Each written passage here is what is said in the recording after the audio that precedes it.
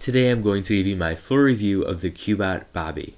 The CUBOT Bobby has a 5-inch display, which is 540 by 960. This is much lower than Full HD, and the PPI is just 220.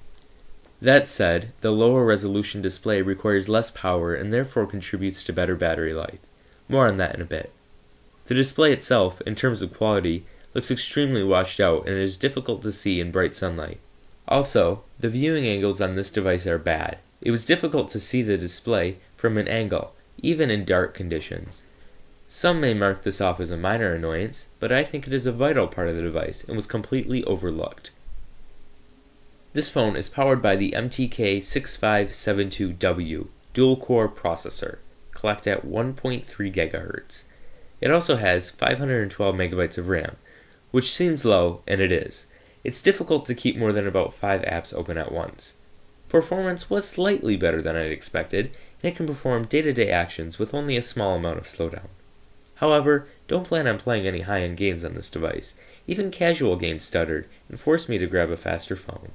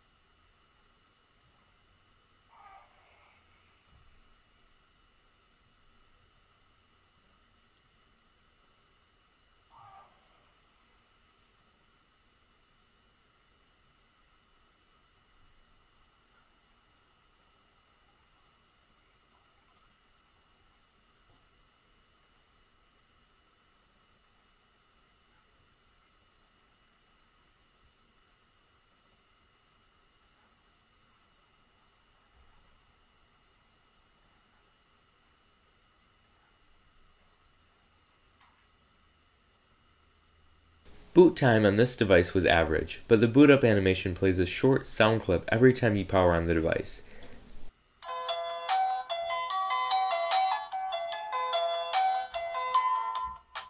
This is very annoying, and I wish there was a setting to turn it off.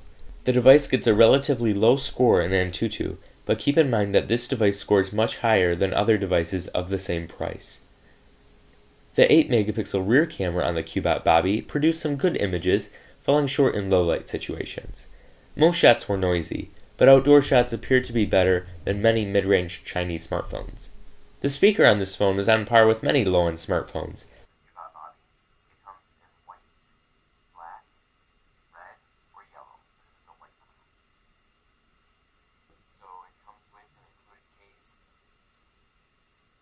The call quality on this device was surprisingly good, and callers said they heard little to no background noise. Perhaps the most notable feature of the CUBOT Bobby is its dual SIM capability. It's very impressive that this was brought to such a low-end device, and will be one of the key selling points for buyers in emerging markets. The phone has 4 GB of onboard storage, however that can be expanded up to 32 GB with a microSD card.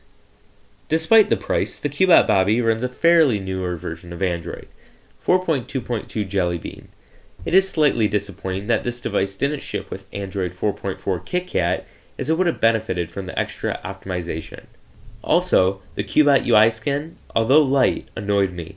It replaced the regular app icons on my home screen with those with a rectangular background. Battery life on this device was very good. I found that it easily lasted a day to a day and a half under normal usage. CUBOT also bundled a power-saving app, which helped me save battery life even further. This is really cool and nice to see from a Chinese phone maker. The device itself is very thick, at around 11 mm or 0.43 inches. This is mainly because of the large battery, however it is easily noticeable in the pocket and can feel bulky in the hand.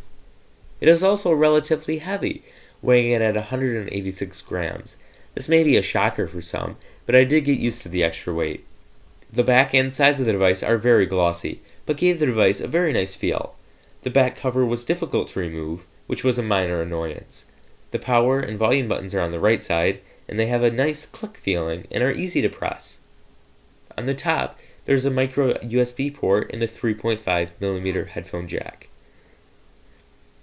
The menu, home, and back buttons illuminate white upon touch. I really like this effect, and it was nice to see even on a low-end device.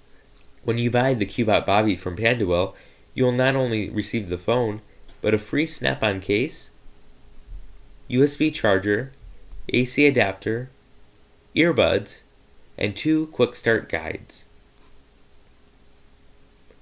Overall, the CUBOT Bobby is a great low-end device. Although the display may turn many people away, the battery life and price are unbeatable. You can also purchase the CUBOT Bobby for just $107 in black, white, red, and yellow. A link is in the video description. Thank you for watching, and please make sure to like, comment, and subscribe.